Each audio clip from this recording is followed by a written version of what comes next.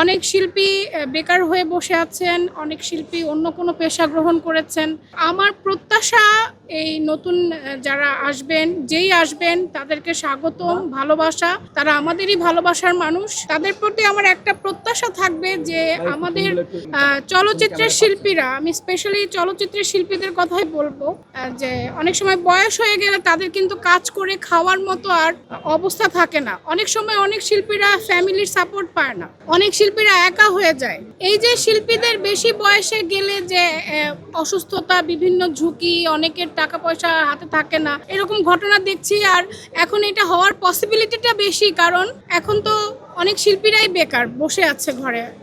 বেকার বসে থাকলে তো অনেক সময় রাজার গোলাও ফুরিয়ে যায়। তো আমার তাদের কাছে এক্সপেকটেশন এটাই থাকবে যে তারা যেন এমন কিছু করে যে আমাদের দেশে একজন পুলিশ বলেন, একজন আর্মি বলেন, বা যারাই দেশের সেবা করেন তাদেরকে সরকার থেকে কিছু দেয়া হয়। হ্যাঁ, তারা সরকার থেকে অনেক কিছুই ফ্রি পান, কিন্তু আমরা যে জনগণের সেবা করি অভিনয়ের মাধ্যমে, জনগণকে আনন্দ দেই, আমাদের এই দেশে আজ পর্যন্ত শিল্পীদের কোনোভাবে কোনো রকম সেবা দেওয়া হয়নি। তো আমি চাইবো যে আমাদের শিল্পী সমিতি যেন আমাদের এই অধিকারটা বাস্তবায়ন করেন।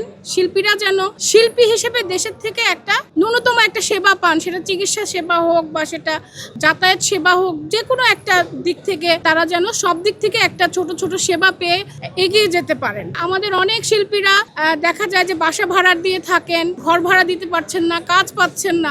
আমরা আশায় আছি আমাদের শিল্পীরা একদিন কাজ পাবে, একদিন হয়তো এফডিসি ভরে যাবে, কিন্তু সেই একদিন করতে করতে বছরের পর বছর চলে যাচ্ছে। তো আমি চাইবো যে আমাদের শিল্পীদের জন্য সরকার থেকে যেন একটা আবাসনের ব্যবস্থা করে দেওয়া হয়, যাতে তাদের হাহুতাশ করা না লাগে। কারণ শিল্পীরা এই দেশের সম্পদ, প্রতিটা শিল্পী এই দেশের সম্পদ। তাই এই দেশের সরকারকে, এই দেশের জনগণকে শিল্পীদেরকে নিয়ে ভাবতে হবে।